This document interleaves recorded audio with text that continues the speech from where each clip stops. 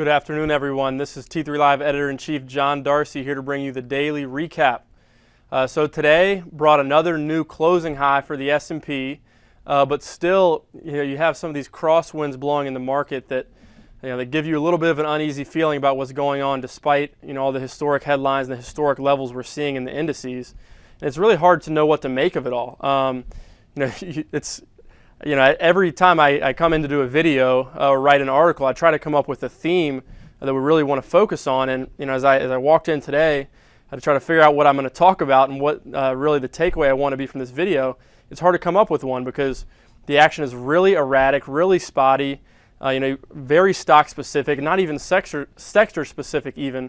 You have stocks within sectors diverging from each other, and it's really hard to really say what the next move would be here. But something I tweeted a few minutes ago, and something that I really believe is that you have to obey a process over everything. And even though the market continues to charge higher, the first quarter we had that melt up, we had the drift higher, whatever you want to call it. There's still so many signals out there right now, in my opinion, that say that a correction is due and is really needed for this market. It could be a similar situation to what we saw last year when we had a similar drift melt up first quarter.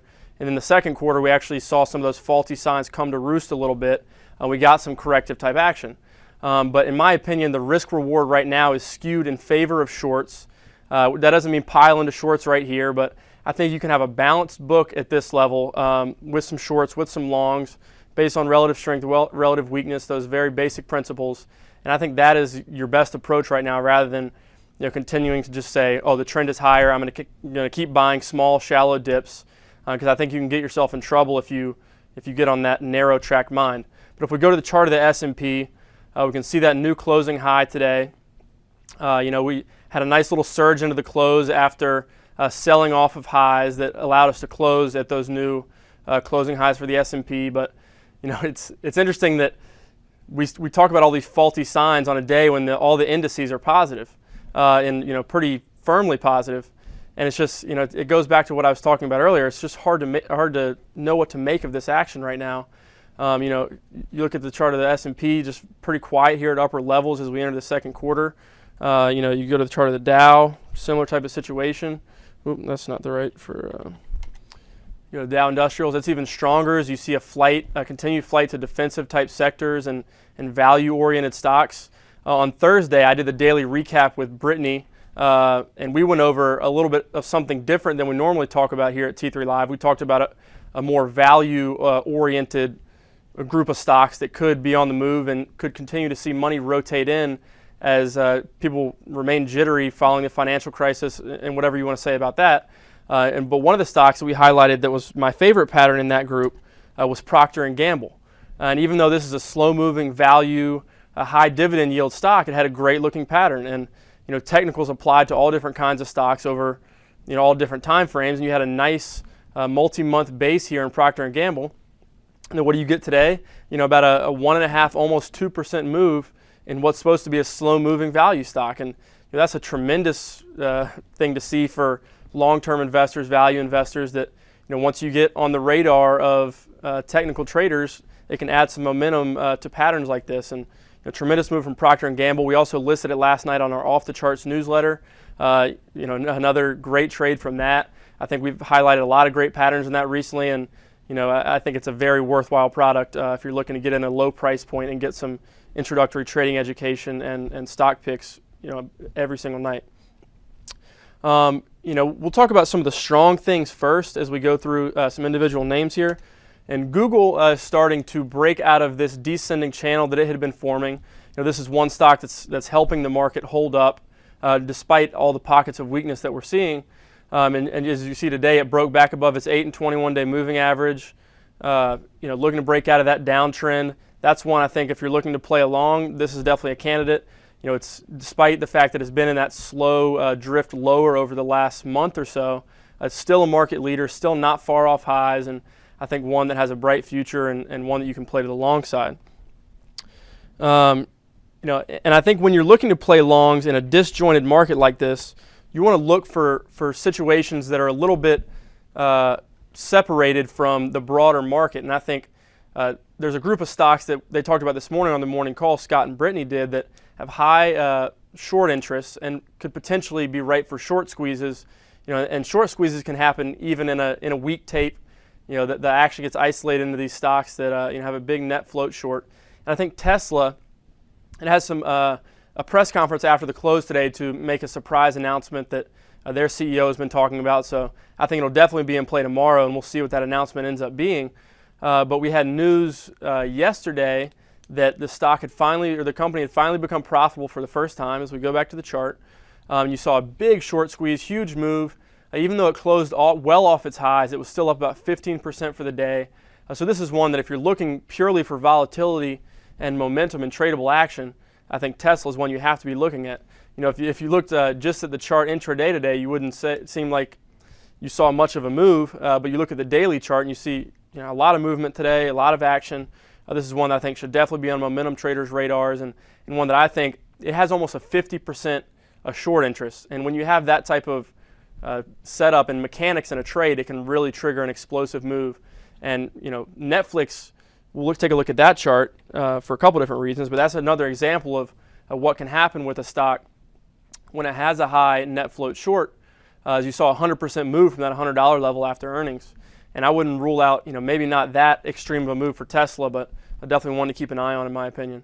But Netflix, speak of the devil, is starting to weaken. We've talked about it. I've talked about it in almost every video I've done for the past week, 2 weeks, is that it's in this upper level base, but every time it tries to test the upper end of that range, it's getting rejected. And then today, it broke below that upper level support. It got its most definitive break below the 8 and 21-day moving averages that we've seen since that earnings report. It's coming into its 50 days, you see on the chart. And I think this is one that could definitely give you more downside and has a lot of meat still left on the bone for this trade. We don't like to always look to short the strongest stocks in upper level bases, but when we have such a big move like you've seen in Netflix, and you see it breaking below an upper level floor like this, I think this is a trade that you can get some nice reward on if this is the type of trade that you like to be involved with. The other one that we've been lumping in the same category with Netflix recently is LinkedIn, due to the fact that they both had huge moves after earnings and they both have upper level bases that we've been watching. And LinkedIn also looks like it's breaking a little bit. Today it held by a thread onto its 21-day moving average. But I think you continue to see more downside in LinkedIn as it breaks, like I said, through that upper level floor. We'll take a look at Apple just to make note of it. I'm almost just getting tired of mentioning it, but it's such a highly followed stock, and a lot of people insist on trading it. So, if we're going to give you things to look at in the market, we have to at least touch on Apple. But same old Apple from the last 6 months. That is, 6 months ago, if you said same old Apple, you'd be referring to the fact the stock pushes higher at every turn. Even bad news is shrugged off. But it doesn't seem like there's been much news for Apple to really hang its hat on. And based on the recent price action, it looks like Apple, it's below its 8 and 21-day moving average, below the 50-day, all the moving averages, it's below. And it looks like it wants to retest this 52-week low that is around 419. And once it gets there, we'll take a look at the composure. But this is a stock that looks like it wants more downside. And what a fall from grace for Apple. It couldn't do any wrong above $700 a share. And now the next real support level that we're talking about looking at, is around the 380 level. And based on the recent price action is king. I wouldn't be surprised to see Apple get down to that level. But in general, I would say if you're trading, this should not be one of your A-plus setups or one of your things you're focusing on the most. I think focus in other areas and you'll have more success. The healthcare sector was obviously a huge headline today. As last night we saw news that the payouts under the new healthcare bill, or the Medicare payouts, are higher than what these healthcare companies were expecting. And we saw a little bit of a foreshadowing to that with the price action late in the day yesterday before the news broke.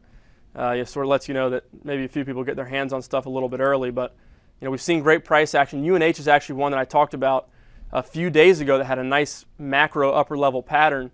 And I didn't anticipate this type of news and making it this explosive of a trade. But if we go out to the weekly chart, you look at this upper level base in UNH. It's basically been a year-long base that I was looking for a breakout of. We draw our lines, get our line tool here. this is the base that I drew, and the move that I was looking for was something like this out of this wedge type pattern upper levels. And like I said, I didn't anticipate an explosive move to this extent, but sometimes patterns, if you identify them, they are the result of some potential news that's out there, and this one exploded and sold off a little bit from its highs during the day today. So we'll see what that leads to, but still held all of its gap, and looks like the healthcare stocks are going to continue to outperform. I'm going to go through a few short setups that they also talked about in the morning call this morning, but I think bear repeating as ones that I think if you're looking to be involved to the short side of this market, these are some of the plays that look weakest to me and are showing relative strength, that those are the ones that you want to be short, balancing your long book in this macro uptrend that remains intact. But Whole Foods market is sort of having its lunch eaten by Trader Joe's, no pun intended there. But you see the pattern reflecting a little bit of a fall from grace for Whole Foods. It's below all of its moving averages. If we zoom back in here, you can see this flag pattern, gap down, sold off from the gap, which is not what you like to see if you're a bull. We'll get our line tool back out and draw this little flag. I know I'm cutting through a couple candles here, but just to give you a basic idea of that pattern. And you're breaking below it the last couple days, and you have this pivot low here, which is your next level. Depending on whether you're ultra short term or you're looking to swing it short, this could be an add area or it could be an area to take profits. But it looks like it wants to break that low, and we'll look over on the chart to see what kind of support we have.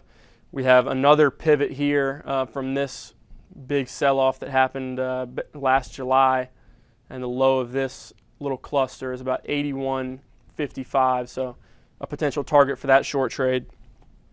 Lululemon is another one that over the course of the last few months I've called this one out as a potential short setup a few times. The first one was below this little cluster of support here after it lost all of its moving averages, and it broke below this upper level floor, and now again it's flagging below that floor. It was a little bit strong today, trading back up into its 8-day moving average, but I would watch this floor that's at about 62 as a potential area that Lululemon could get momentum to the downside if it breaks through this little pivot low. Another one, I've talked a few times about the financials over the last week as well. We're seeing divergences within the sector, and then you're also seeing the sector weaken a little bit. First, we'll take a look at the XLF, which is the sector ETF, and it was actually up today, sort of with the market. It was fairly quiet overall, but you can see it was up. It's now above its 8 and 21-day moving averages, but like I said, we're seeing divergences within sectors, and especially in the financials. Morgan Stanley is one I love as a short. You haven't really gotten that momentum to the downside, the way some short-term guys would like to see. But I think the longer we stay below the 8 and 21-day moving average, the more likely we are to fill this gap. That's around 20.75 would be the target for that gap fill. So another $1 of downside in Morgan Stanley. Something to keep an eye on if you're looking for shorts to balance your book. I think Morgan Stanley is clearly my favorite short in the financials, and one that can give you some room to the downside. And then Goldman Sachs is also weak among the financials. A little bit stronger today, trying to hold this little pivot floor after breaking down from its highs. But Goldman Sachs, Morgan Stanley, the two weakest financials, the ones that I would look to be short, especially Morgan Stanley. One more we'll take a look at today is Hewlett-Packard. Traded sharply lower after a red dog reversal yesterday. Traded sharply lower this morning pre-market after being downgraded by Goldman. It wasn't able to enter its gap, which is a bearish sign, and it's still above its 21-day moving average, but looks like it could potentially weaken further.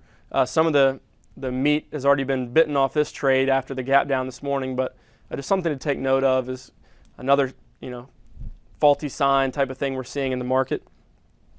And I didn't touch on it so much in the open the way I wanted to, but there's two index ETFs that I think are really telling right now, that are really what have me leaning a little bit short, in all honesty, despite the fact the market was up today and had a new closing high in the S&P.